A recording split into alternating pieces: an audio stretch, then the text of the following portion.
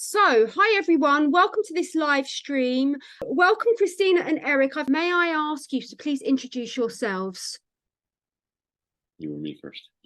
Okay, well, my name is Eric. And what's your profession, Eric? What's my profession? Well, I have a PhD in mathematics, and Oh, I as life went, instead of going into academia, I ended up with a job in business insurance, and I did that for 9 years. I was a risk analyst, and then I had a spiritual awakening, and long story short, I couldn't do that anymore. And since then, I have just been, I don't even know how I've made it. I've manifested my way through. This is quite a long time ago now. And at this point, I am designing mandala coloring books, and I'm writing a wow. book about astrology and stuff like that. And I'm Oh, also having Christina write her autobiography. oh, wow. I draw mandalas as well. I would love to see your mandalas. That's so cool. I've got mine all around my house. Oh, wow. I'm Great. an artist. Yeah, I'm a prolific artist. That's wonderful. And what about you, Christine? I am I've been a mom Yeah. since I was in my early 20s, and I had a spiritual awakening and realized that I had psychic abilities, and my life sort of fell apart. I'm writing an autobiography about all of those details, and now I own a metaphysical crystal shop in the Oh, Netherlands, and oh, I've been the doing that Netherlands. for almost 2 years, selling crystals and talking with people, and just doing my own healing in a public space. Do you live in the Netherlands then? Yes, we do. Yes. Oh, because you're both American. So how Yeah. come you ended up in the Netherlands? Well, that's a long story. The Okay. our whole Okay. life path is a long, complicated story. But I had a first partner who was Dutch, and she got a job in the Netherlands, so I came here that way, and we had two children. And as part of my spiritual awakening, I realized that that relationship was bad for everybody, and so yeah, I ended it. And I came here to be with him. And Oh, really? I met Christina 8 months later. We met Oh, on wow. we met on Facebook actually. Okay. When Yeah, was that? 2016. Ah. yeah. And how long have you been following my work, Christine? Probably around the same time. Well, let's see. Because I was following Magenta Pixie, and her Oh, work yeah. was picking up around that time, I guess. And you started appearing in interviews with her, and Oh, that's how we found you. oh, loads of people in my community found me through Magenta. That's amazing. Yeah, so that would have been sort of around the COVID time, around 2019. Yeah, Okay, amazing. So with this interview, it's not going to be a long interview. And what we're going to try to kind of give synopsis answers, because we're going to save it for the documentary to really go into details and into much greater depth. So I know it's going to be quite a challenge, but all the questions, we'll just try to make them as succinct as possible so that we can cover quite a lot of ground in between 30 and 40 minutes, if that's okay with you guys. So I'm just going to ask you both. So first of all, I'll ask you, Eric, what was it about your connection with Christine that made you feel that, or that confirmed to you that she's your twin flame? well, let's see. So I guess when we first started talking, I we basically immediately started talking hours every day, and Oh, yeah. it was 7 years ago, and we literally have not missed one single day of talking for many hours. But at that time, Mhm. we were overseas apart, and so I was Right. like staying up all night and still trying to work my job, and that was kind of crazy. And yeah, I I guess so that's I guess that's one big thing about it. Well, Uh, what was it that was pulling you to want to speak to her all the time? well, uh, it was really I so what was going on was that Christina was having a crisis, like a major crisis, Okay, and she needed someone to talk to. right. and she'll tell you what her perception of the story was Of course. when we found Yeah, me. yeah. But I was I really wanted to help her, and so Yeah. I was just trying to be a good friend. Yeah. And yeah, but you know, there was so much drama. I mean, I really had to. I was started. That was actually, I did my first tarot card reading for her. I was learning about all those things, but that was the first time I actually did it for someone else. And then I was really trying to help her from a distance, like sending energy using crystals and praying and all kinds of stuff, because it was quite dramatic, actually. Tell her what you said to me about how the things that I said to you sounded familiar. Oh, right. Well, see, the thing is that I didn't understand until later what certain of my experiences meant. But the very first time that she called me, she's like, we had exchanged just a couple of messages on Facebook, and then she said, we have to talk. And then she's, can we video chat like right now? And so suddenly I'm video chatting with this person who I don't know. And she starts basically telling me her life story, like, I have these problems and this and this and this. And I had been already going through my own awakening, which involved ending my relationship and realizing all kinds of things about negative, toxic people in my life. Yeah. So I had been learning about all that. And then she starts talking to me, and she says, there's this issue and there's that issue. And I'm like, practically, it's like I'm checking off a list in my head. I'm going, oh my God, I can't believe it. This is terrible. Oh, and this is like, oh my God. Yes. Like, but it all sounded so familiar. There was this tremendous familiarity about it. And actually, there is something else that happened, which also, again, I didn't realize until much later just how significant it was. But a couple of months before we met, I had been out of my relationship for a while, and I was feeling very lonely. And I had tried to have, I was looking for a relationship, but a lot of rejections and things like that. And finally, I got to that place where sometimes a single person can come to where they feel comfortable being single. And I kind of sat down in my loneliness and isolation, but feeling comfortable. And I said to myself, what do I really want in a partner? And so I got out a piece of paper and pencil, and I made a list of attributes. And when we met, Christina matched that list perfectly. Oh, wow. So, at first it looked like this incredible, successful manifestation exercise. But in retrospect, what I have come to understand is that there was really somebody already out there. Christina was already out there, and I knew exactly who she was and what she was like. And when I did that exercise, when I said, what do I really want in a partner? I was really accessing my unconscious, my whole self to know what all of her attributes were. Yeah. Spot on. Excellent. Okay. So what about you, Christine? So I've got to just interject here. How did you find each other on Facebook? Oh, that should be part of my explanation. Okay, over to you, Christine. Because I'm writing an autobiography about how it's been being psychic and not knowing that I was intuitive my whole life, and taking the whole mental illness route, thinking there was something wrong with me because I know stuff that I can't explain how I know. And everyone around me says, no, that's not real. But I always knew there was somebody out there. I remember being really little and thinking maybe my father's previous marriage, there was some brother out there. And I've always been creative and artistic. And I always drew a self-portrait with another face there. Mm-hmm. And I didn't understand anything about that. Like, I'd never even heard the term twin flame, or I just thought it was a soulmate. And so I settled down with my husband of 25 years and thinking, I'm just going to match myself to this person, and maybe anybody can be a soulmate. You just have to work really hard at it and but I always felt like there was somebody missing. And when the internet came out in 95 or whatever, I thought, somebody's looking for me. And so I need to put my name out there and use my real name, because I just always felt sort of like aligning with a guru, the Yogananda part. He always had images of his guru, and I'm not saying that you're my guru, but in retrospect, my whole life, I always felt like somebody was out there.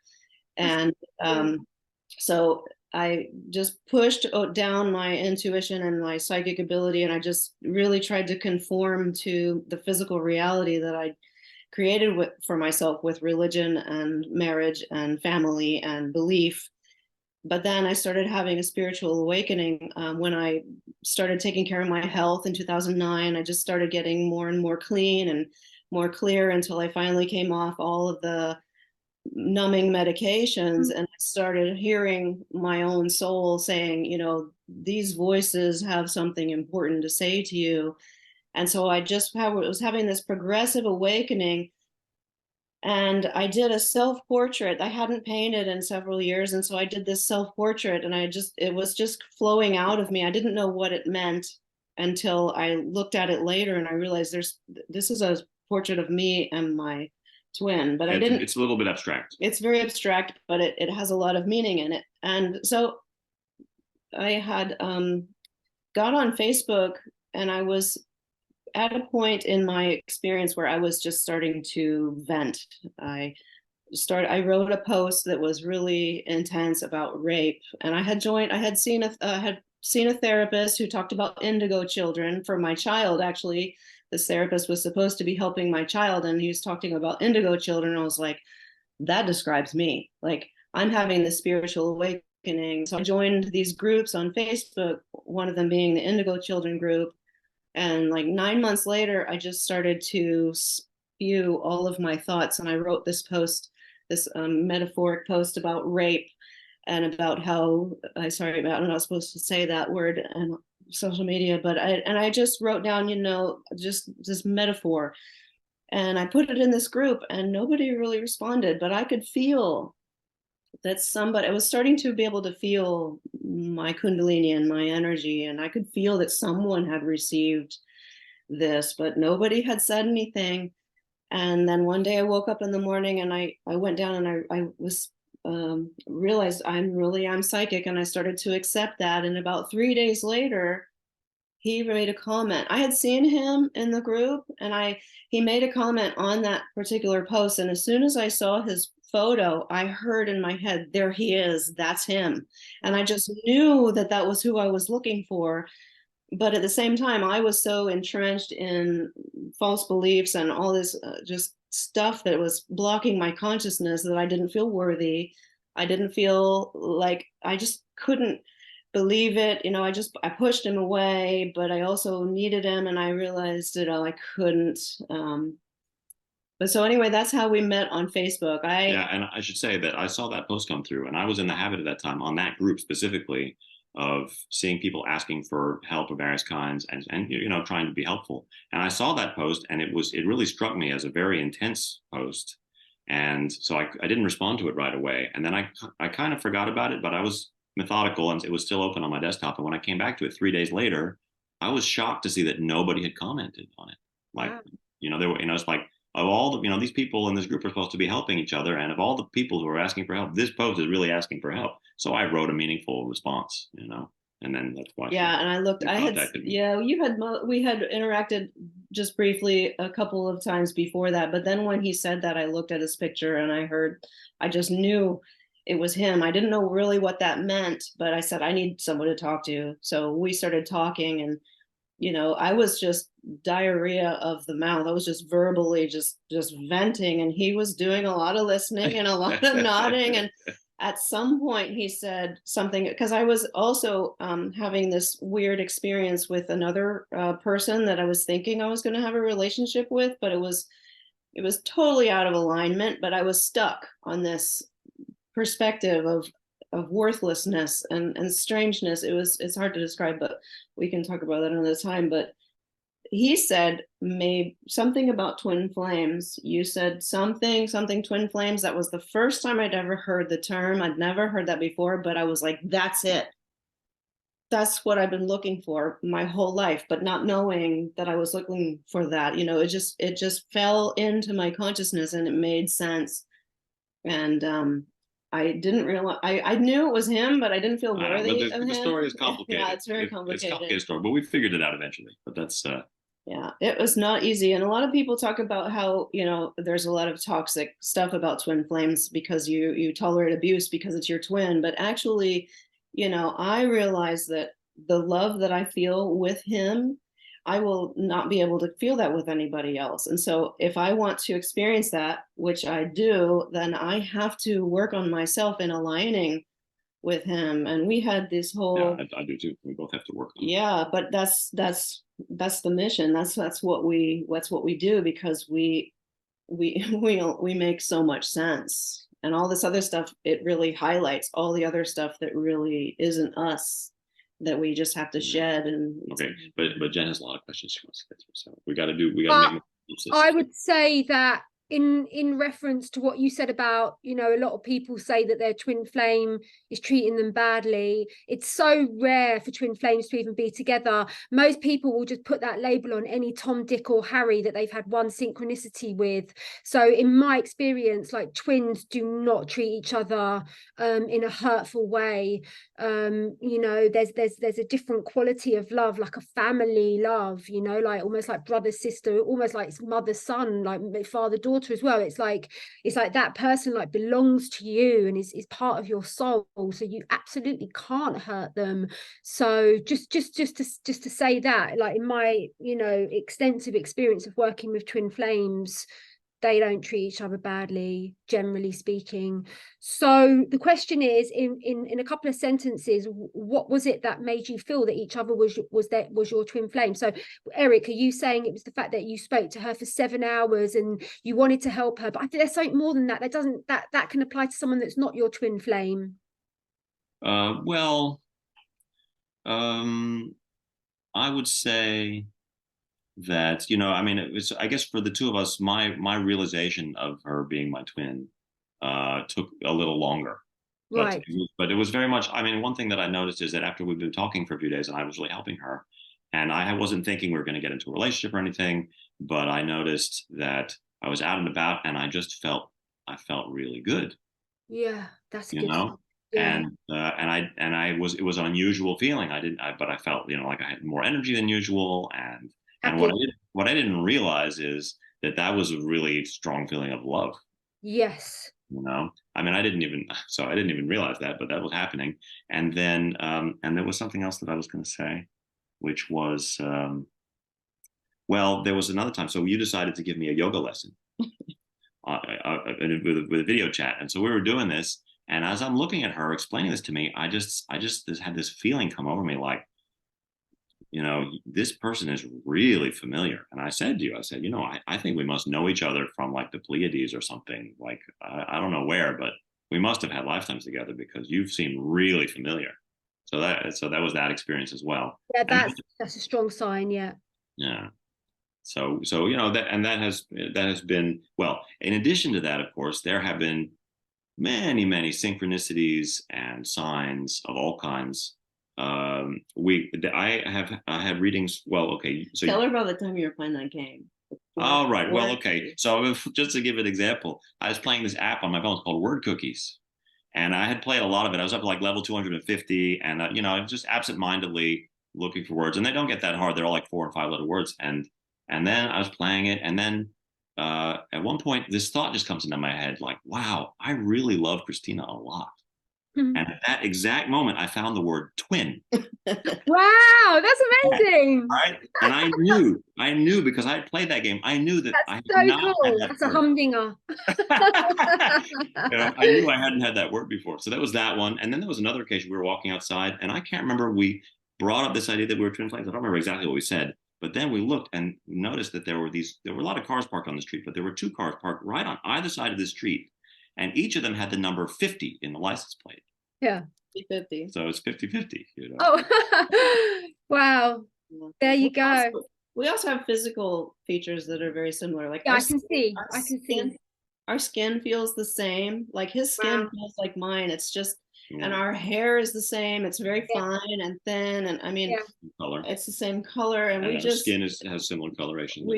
Yeah, we smell the same. It's weird. We're like physical twins, but we have completely different genetics. Yeah, different. It's just, and also there's a lot of things that we always say we're going to make a list, because we have things on our list that are very similar, but then we have things on the list where he's the exact opposite. The exact opposite. So it's like our features are either exactly the same or exactly the opposite. Like what? So we complement. Well, so for one thing, I'm a very mental, intellectual person. I'm a math PhD, you know. Yeah. And I tend to try to figure things out just using my mind. And Christina is the diametrical opposite. She is the most emotional person that I have ever met. She's strongly empathic, and she basically just tries to figure everything out using her emotions. Huh. we've helped each other to balance that out. I'm learning to use my mind, and and I'm going to use my emotions. It reminds me of that statue of those twin flames, and they've got their back to each other, and it's like creating that 360 perspective. Yeah, that happens when we deal with life, because we have come into a lot of emotional and physical drama with our families. And I also had that image before even seeing that twin flame image, that he and I are back to back fighting on each other's behalf, fighting, Yeah, like well, okay. working. Well, we could be more specific about that. So we have come to understand that the people that we were in relationships with were, well, how much can we say in public? They were toxic of a certain kind, and actually, it's very similar. But in my case, I had a very hard time seeing that. Right. And I managed to leave the relationship, but I didn't really understand why. I knew I needed to leave, and so I did. But in her case, when we met, she was still entangled with her husband. Okay. And when I finally had a chance to hear them having a conversation, I thought, "Oh my God, this guy is undermining you at every turn. Like he's not on your side at all. It's complete, manipulation, gaslighting type of stuff." And then later, so after that situation ended, and she came over here, she basically had the same revelation with because I was still dealing with my ex, because we have children together and we're co-parenting and stuff like that. Yeah. And I was still very much entangled with her. And she basically helped me to understand my ex in exactly the same way. Mm. So but also those situations are very parallel. And then there's even more parallels, because my ex basically, well, there's a whole legal situation about that, but so much drama. But it is my opinion that she convinced my mother to change the will. Oh gosh! Right, and we know more or less that the exact same thing happened to Christina. Holy shit! And also in addition to that, she and I, you and I have both had revelations now to the effect that my mother, she was not really in her right mind. She had a dissociative disorder that was not noticed for her whole life. And now you've realized that it's pretty clear that your father was mentally ill the whole time. He's basically mentally ill, and not necessarily a dissociative disorder, but he wasn't really functioning correctly, and but nobody really noticed, and he was the one who changed the will in your case. Well, he created a will, but that's, I mean, there's the point is that together we've been able to disentangle ourselves from all kinds of karma, and we're still in the process, and that's but it's very parallel. There's like all these parallels on the two sides. I understand that, and that's going to be really, really important for the documentary. And I'm getting a strong feeling that you two would be a really, really great fit for the documentary if you're up for it. Yeah, well, up for it. So going forward, what I'd love you to work on is creating a sort of like almost like a timeline of the most significant incidences that occurred for both of you, and with emphasis on the synchronicities and the signs that the universe gave you that are just going to be completely irrefutable. Like even the most skeptic person in the world, you just can't argue with that. Do you know what I mean? So another question I want to ask you both is that obviously twin flame love is very, very different than sort of soulmate love, or kind of, being in a relationship with a karmic partner. So on the level of love, what is different? I'll go to you first, Eric. What is different about the love that you feel for Christine compared to other relationships? Well, I would say that it is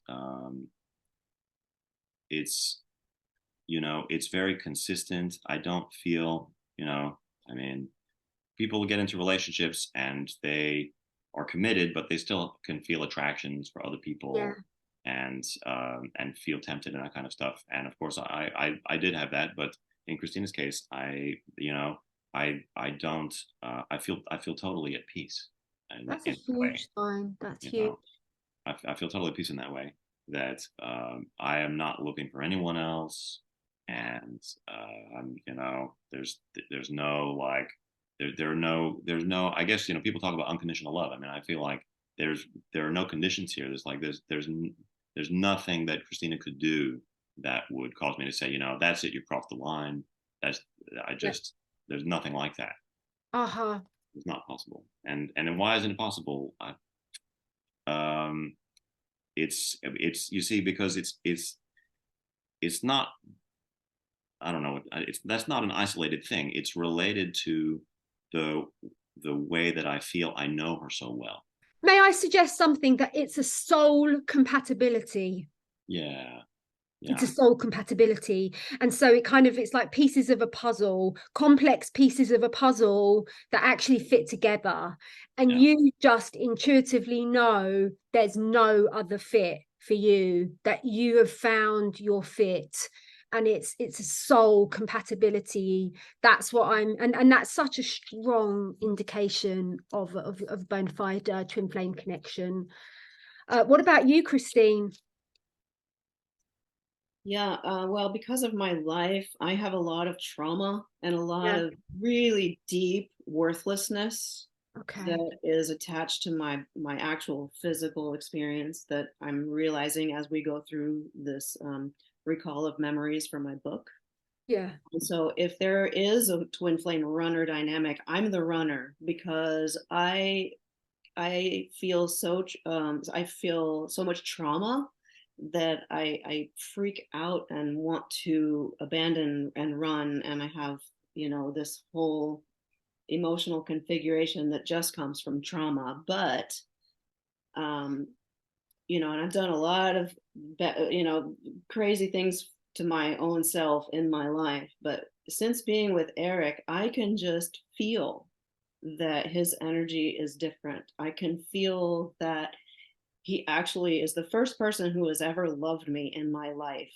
And I know that no one else can have the empathy or the understanding of me that he can. It's a knowing. For me, it's really a knowing. And there are things that I could say that maybe people will or won't believe, but the strength that I have in my knowing that he's the one, I can feel it because I can feel his energy. And when, you know, when he's got a block that's preventing him from being able to deeply connect with me, I can look in his eyes and say something, and I can feel his energy shift. It's like I tell him all the time, it's like a lock. When you get the right combination, the block releases. And we have that happen a lot, you know, because we have this strong connection that's a soul connection, that we know that anything that prevents us from being completely 100% connected is a block or some trauma or something. And so when we have a conversation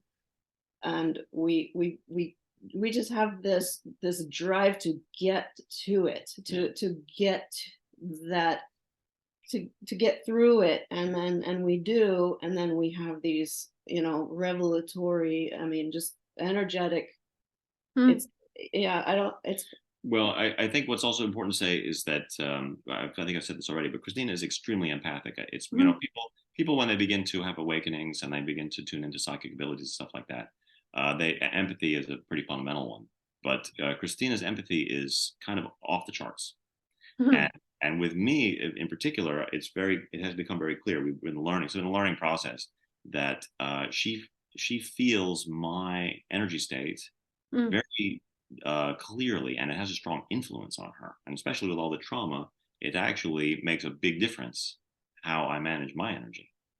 And there have been times where you know, if I'm not being very present, then I can get, you know, like monkey mind. I'm kind of busy and trying to work on something, maybe a little bit of stress and stuff like that. And then if she starts having a problem, or you know, it's not okay, I have learned to change my energy state, become aware, and she feels it immediately. It has an instant effect. Do you feel like in those moments you're disconnecting from her and she's like, no, that's not, no, yeah. we're not meant to do, like we're doing this together? Yeah.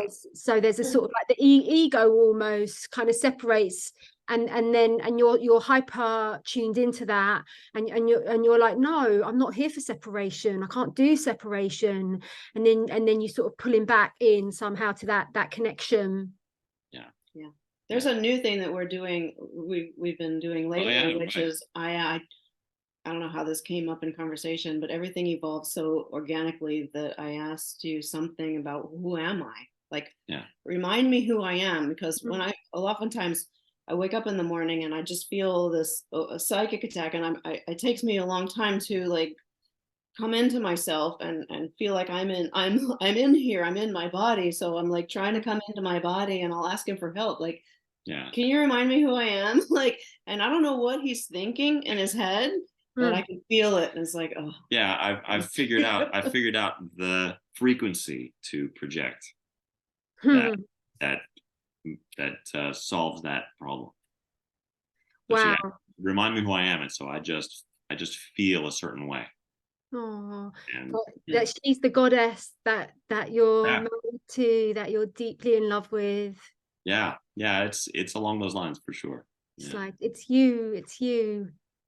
You're my first choice. You're my forever choice. That's so beautiful. You're really touching my heart deeply, guys, I must say.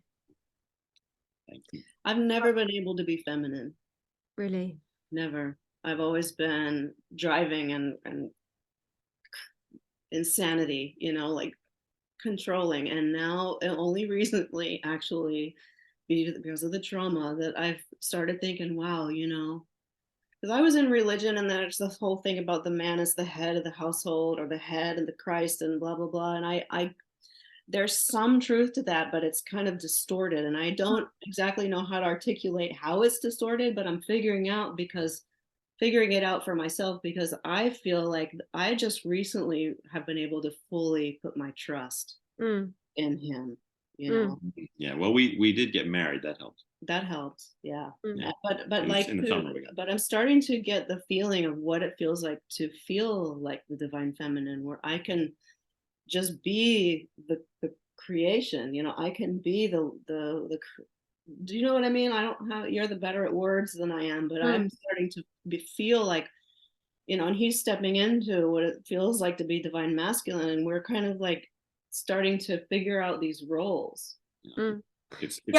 Yeah, sorry. I was just going to say that, I've been speaking a lot about that in my work recently, and about the true role of the divine masculine is to be the Grail Knight.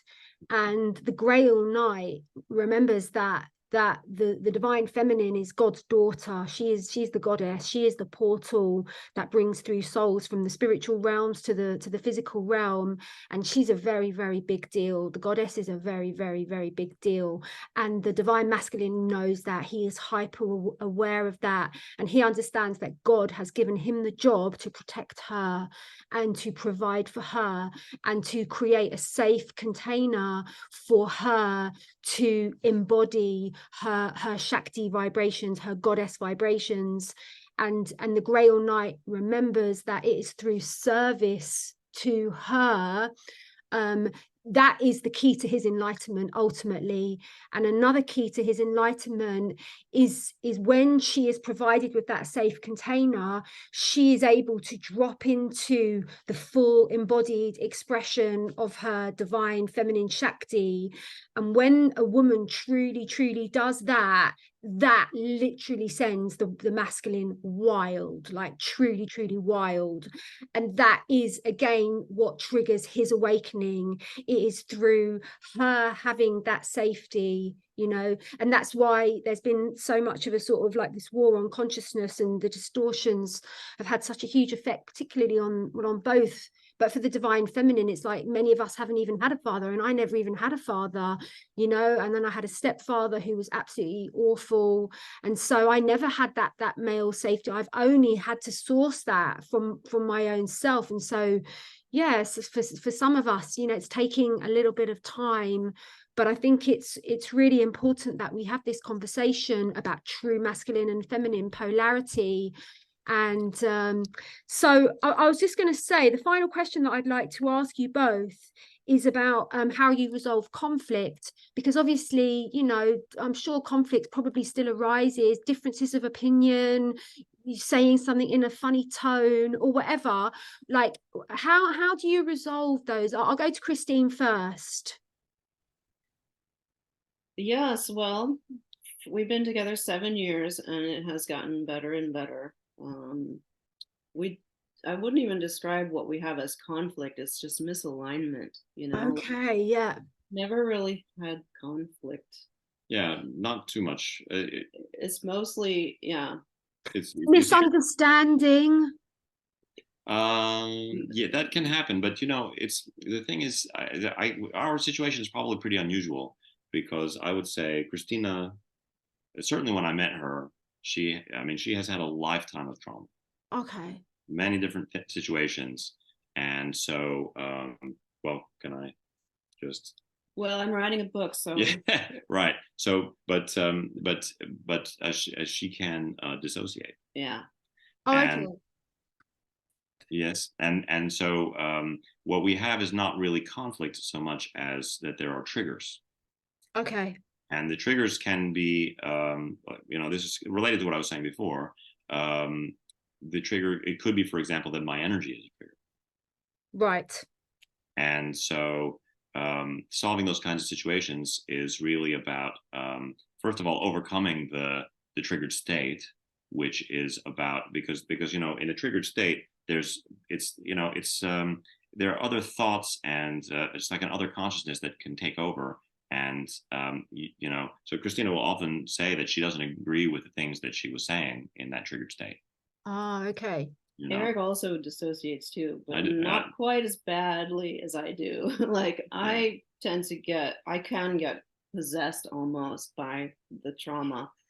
But when Eric dissociates, we just kind of, what do? We just part ways. Well, it's in like the same house. it's like you have two magnets, and years. then you turn them the wrong way, and then Yeah. they repel instead of. Okay. You know. And we just wait. So waiting is important to let the energy subside. Yeah. And then, you know, in the end, when we reconcile, it's not, there's nothing about, you know, well, who was right or wrong. It's really just, you know, what happened. Let's talk, you know, we talk about, okay, how did this happen? This is how I felt. This is what I saw in you. And then we kind of like go over it. What exactly was it that happened? Yeah. And so, and I'll usually get insights. And so like, okay, next time when this happens, try this. Yeah, and then, you know, we try different things to stay connected. And I don't think we've disconnected for a couple of months, which is probably the longest we've just, you know, like said, 7 years, it's almost 8 years. We've been working towards clearing ourselves and getting, you know, it's not easy, but there's no other way. How long would you disconnect for in the past? Would it be like an hour, a day? Well, so a triggered state like that can be very stable in itself. So if you know, you don't do anything about it, then it could just persist. So I think the first few times we, you know, well, and then you like run off and be out somewhere, and so it could be hours, and then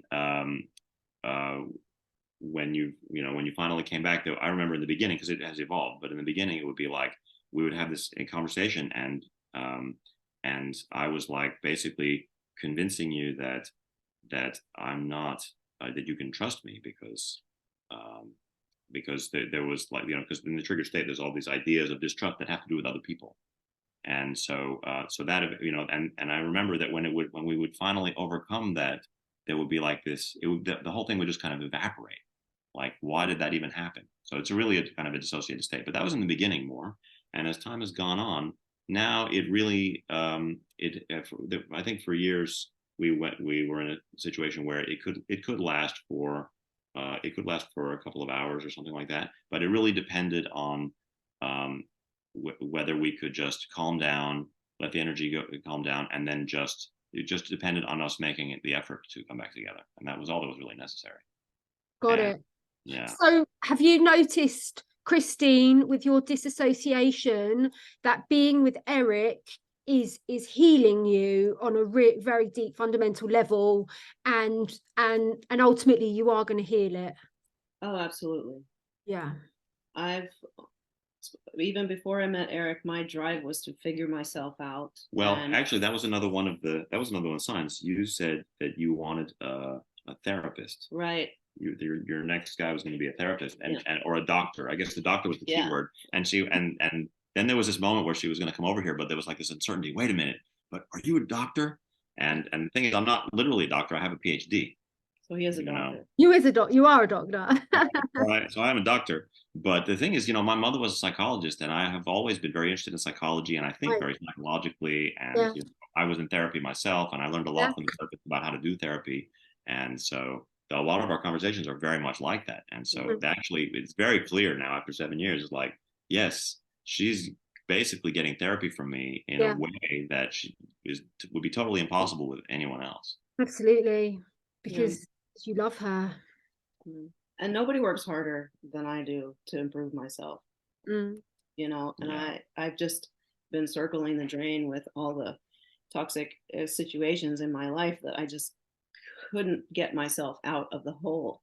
So right before I met him, I made a vision board and I put all these things on it, and he is my vision board. I manifested him. Oh, so that's very also. Yeah. What does the vision board look like? Like what do you mean? Did it have just like words? Was it a word vision board? Words and pictures. I have a picture of it. I don't have the vision board itself anymore because I left everything. But it included a therapist, which was him.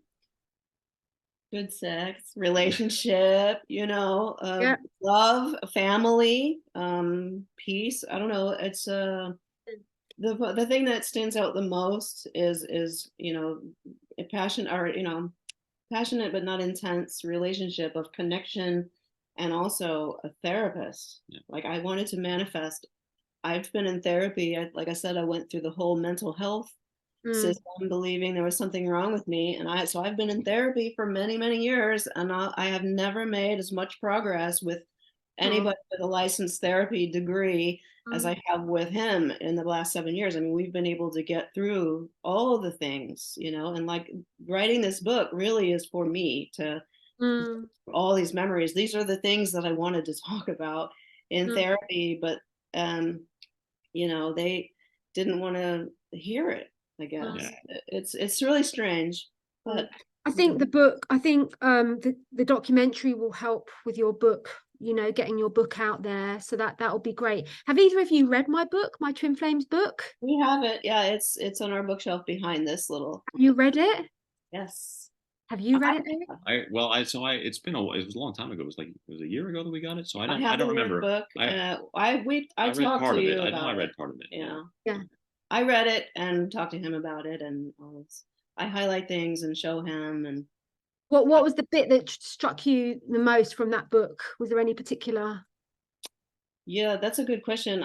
I should look through it again, because when I read it, we were a lot farther. We've come a long way since then. Oh wow, should read it again. Yeah.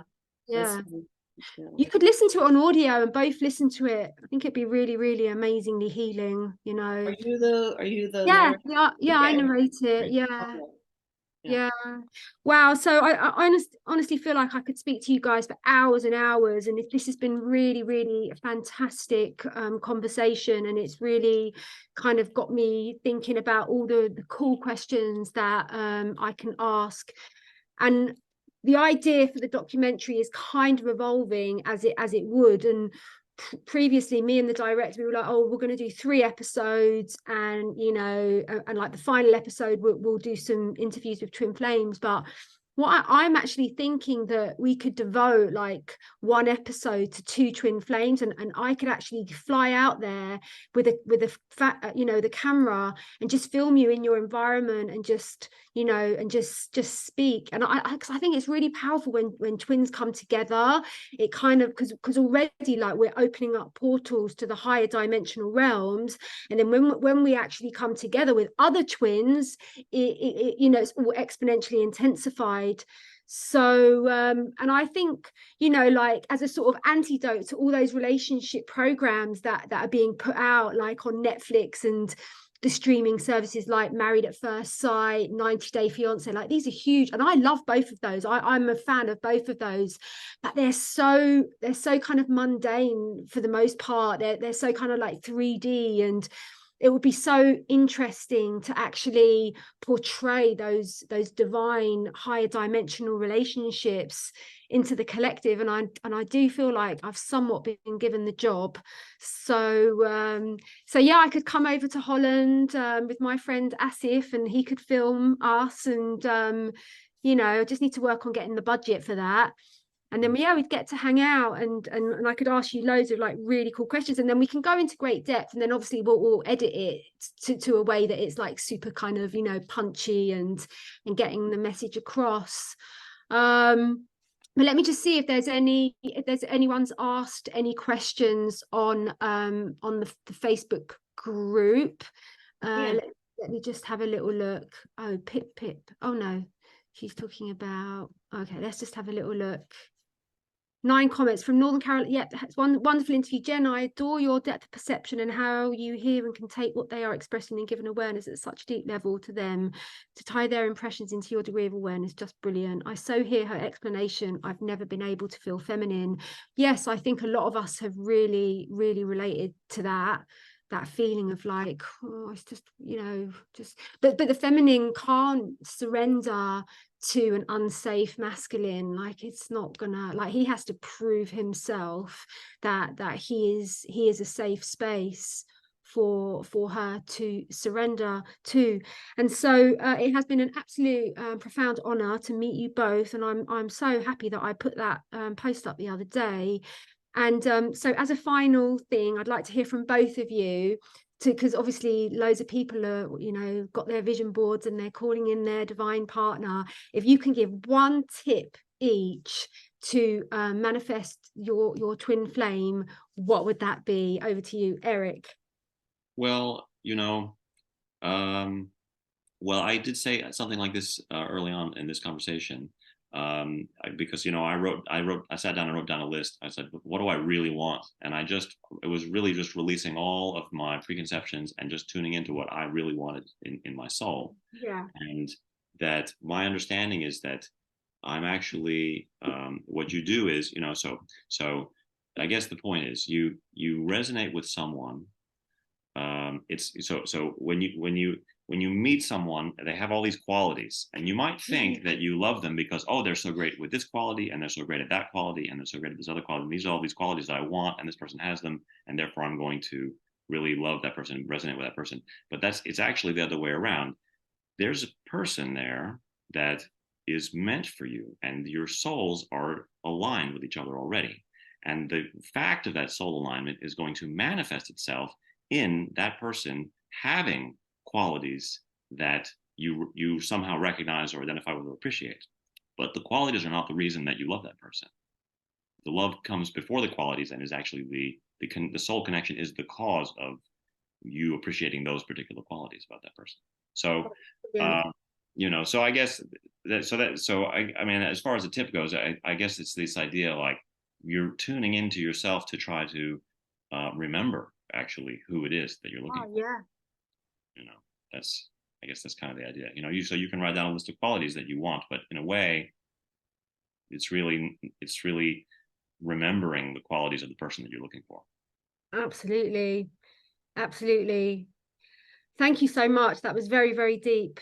And who is this little one? This is our love child. I didn't call me that. That's not your name, you know. This is Ian. Ian, hello, Ian. How old are you? Okay. Let me guess. Are you 7? 5. God, you're such a big boy. I thought you were older than 5. Wow. I know.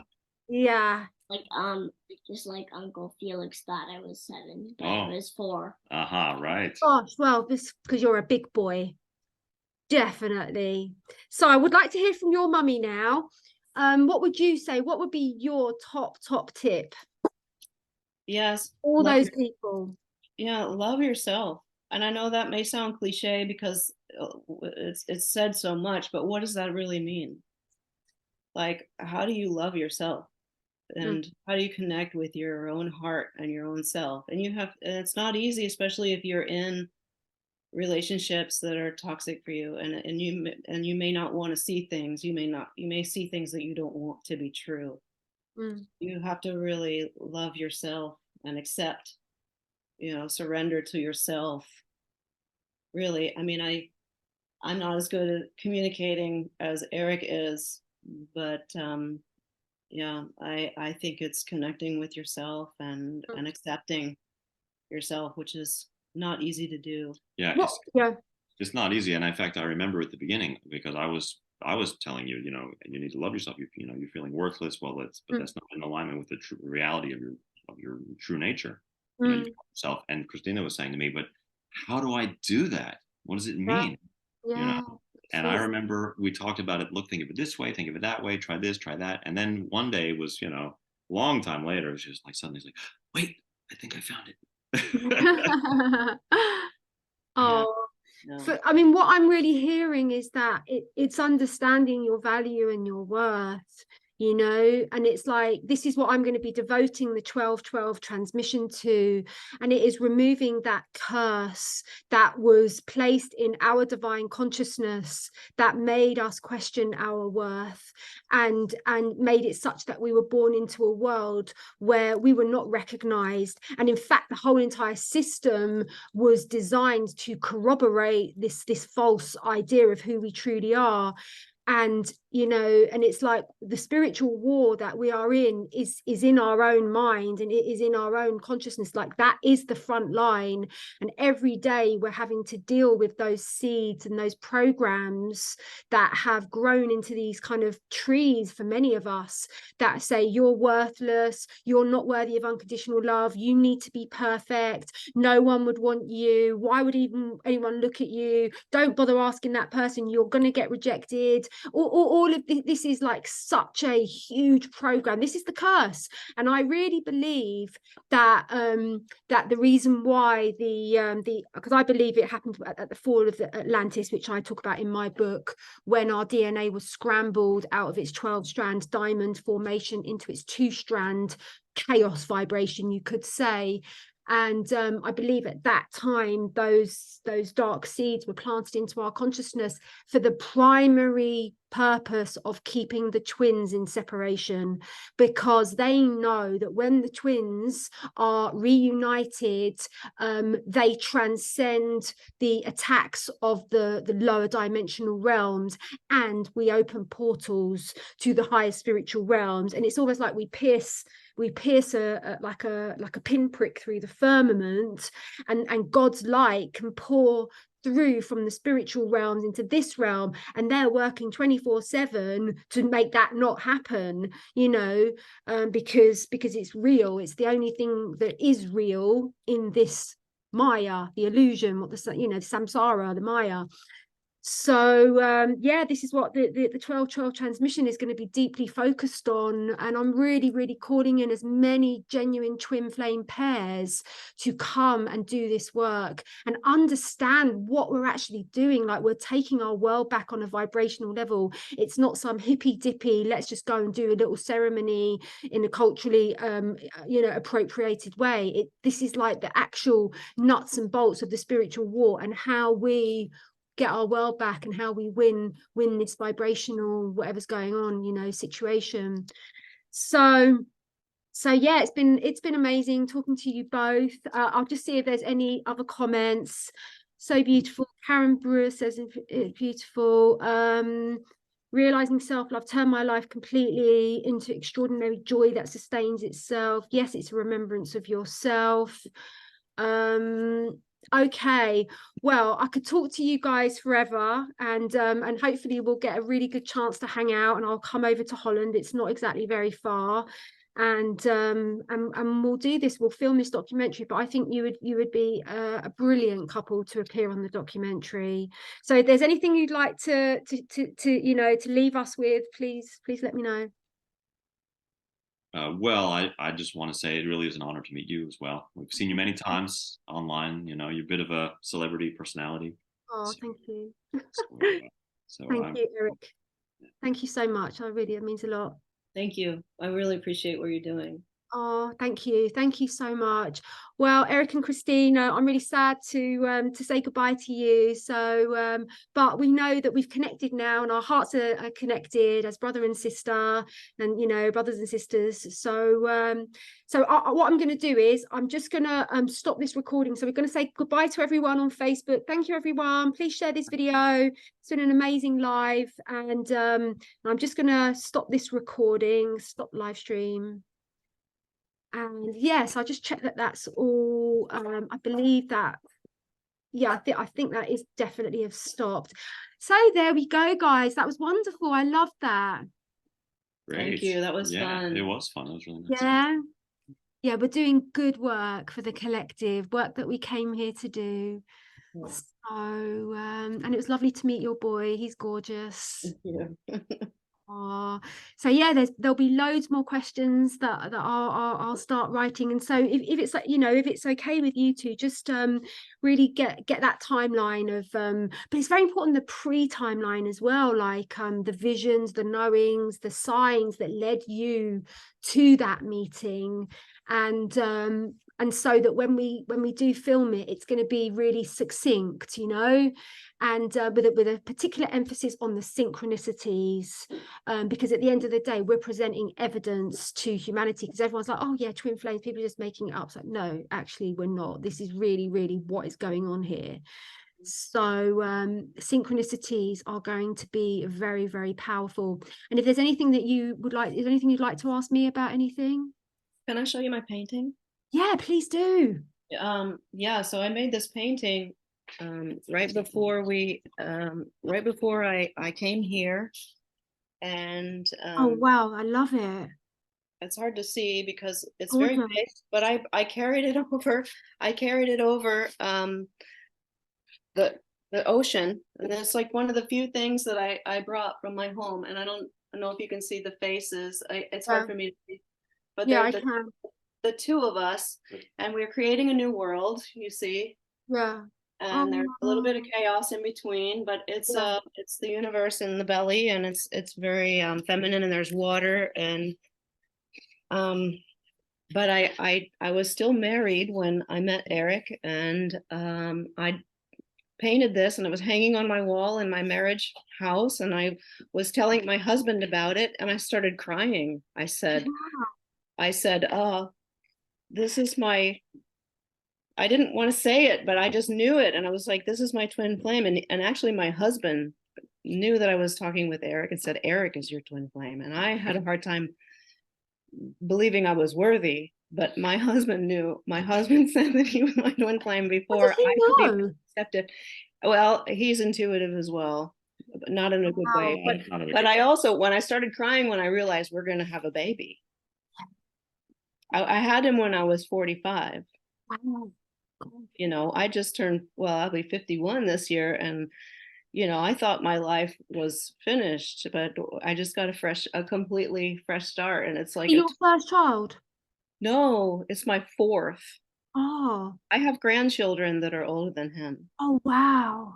Yeah, it was like I'd always wanted to be a mom. And now there's also a girl. Yes, I always wanted to be a mother, and I had a child when I was 16, and then I had children when I was in my early 20s, and I raised them.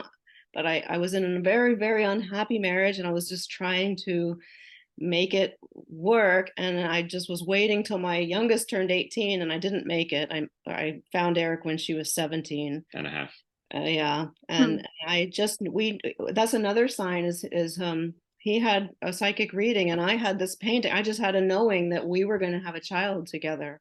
Yeah, so there's been many, actually. So you met a psychic in Florida who told you that I was your twin flame. Yeah, and that was a very crazy time. So that was one. And then I was getting readings from two other psychics, and they both basically said, one of them said that there's this woman coming into your life, and then when she knew who it was, then she said, yeah, there was a card that had two candles on, and she says, I'm getting twin flame energy from this card.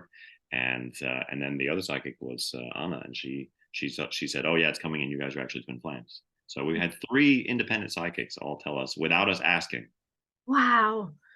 That's so cool, guys. It's so amazing. And it's so good for me, you know, to hear these stories, because my twin flame journey is, it's such an intense one. You know, my twin flame, he's a public figure, I'm a public figure, he's in a karmic relationship, you know, God, you know, it's all it's really a test for me to hold it, like it really, really is.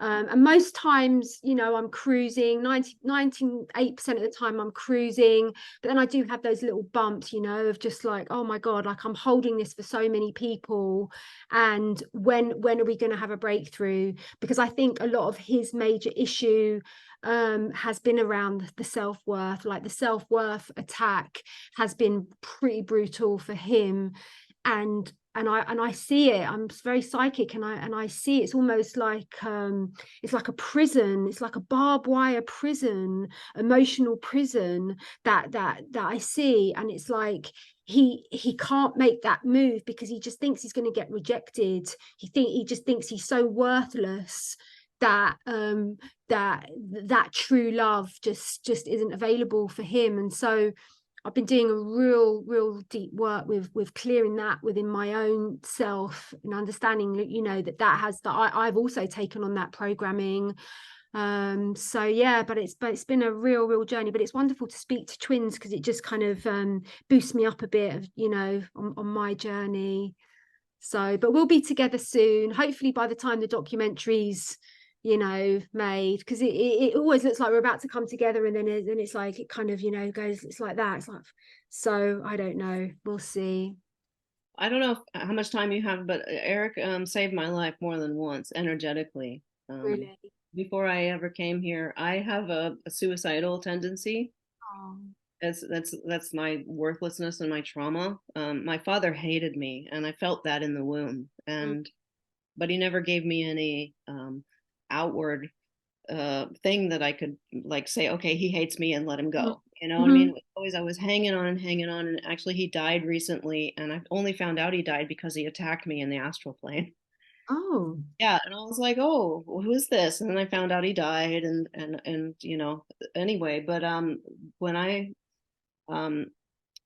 once I was going to drive myself off the road, and I had left him a message, and I said, And I saw clearly it was like a farewell note, and Wow. I had a terrible feeling about it. and he sent me energy, and I felt it as I was getting ready to do it. Yeah, I started praying like intensely. Well, had you met each other at this time? Yeah.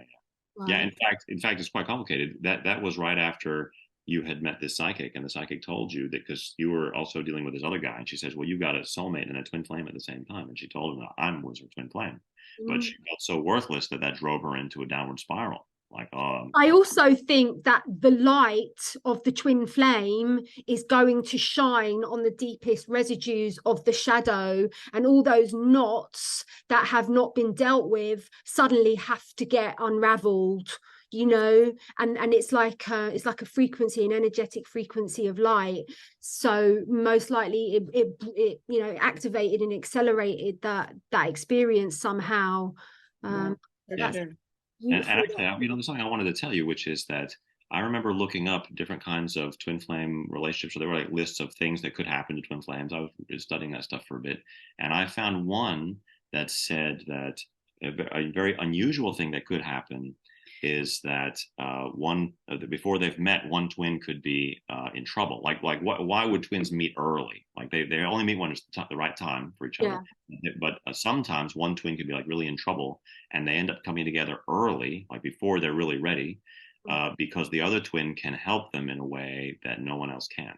Yeah. And I realized that's exactly what happened to us. That resonates for you guys. Yeah. Wow, So you're so lucky. Yeah, so I think in that sense, You know, if you're comparing us with other twin flame couples, we're probably not quite the run of the mill story. Any twin flame stories are, though. That's what we're going to realize. They're all punchy and they're all unique and they're all really intense, and there's a lot of twists and turns. So, and I think that is the nature of what we sign up for. It's like, you know, at the beginning of my book, we, you know, talk about it's the mountain. It's like the universe says, oh, you know, you can have this mountain, or that mountain, and we're like, we're going to go for the one with the highest, most intense peak, and all of us have chosen that mountain. And so that journey is very, very unique and intense for all of us. But yeah, no, definitely yours has got a very interesting flavor. And I really pray for you, Christine, for you to deeply heal and resolve your, or any remnants of your disassociation. And I feel deeply you're in the right hands, being with Eric. I do have this healing modality called quantum time travel therapy, but I don't really do one-to-one sessions anymore, but very occasionally, or I have trained people to do it, but it's a really, really powerful trauma realignment therapy, and it's helped people come off 30 years of heroin. It's healed people of cancer, the absolute work. It's the complete mother of all trauma healing modalities. And, you know, if I did sessions, I would offer you one, but I don't. But let's just tune in, and maybe over the new year we can come. Maybe when I come and see you, that could work. Yeah, that could work. In my experience, when we connect like this, I have astral experiences. So your intention, and even just you saying that, could be the permission slip that I need to receive it without even your conscious participation. Maybe. No. Yeah, and I think there is definitely truth in that. And let's see what unravels from that. But I'm really holding you in my heart that this is 100% cleared, and that you are able to create a perfect roadmap to assist others to get through that, you know, and it will give it such an enormous purpose for you, having had this experience. So I think it's already happening, because just the timing of this conversation and what I've been going through in the past couple, just 2 days. I mean, it's already happening. So I really feel it already. Do you know, we were going to have an interview together, you and me, some time ago, and it didn't work out because we prepared questions for you. Okay. And it just didn't work out, which is the timing. But now here we are, and I just, you know, like you, we psychically know that things are aligning. So I really appreciate, and I'm honored to receive that healing from you. Yeah, that's amazing. Oh, okay. Well, I'm going to go and meet Amy now. She doesn't want to go live though, so I'm just going to have a little chat with her and her twin. So yeah, I better go. But it's been really, really wonderful to connect with you both, and so I'll put you on my list of you know, of people that I'm putting forward for the documentary, and basically it's up to me. So yeah, great. Thank you. All right. Okay. God bless you. Bless you. Bye. Thank you so much. Have a beautiful evening. Bye bye. Bye bye.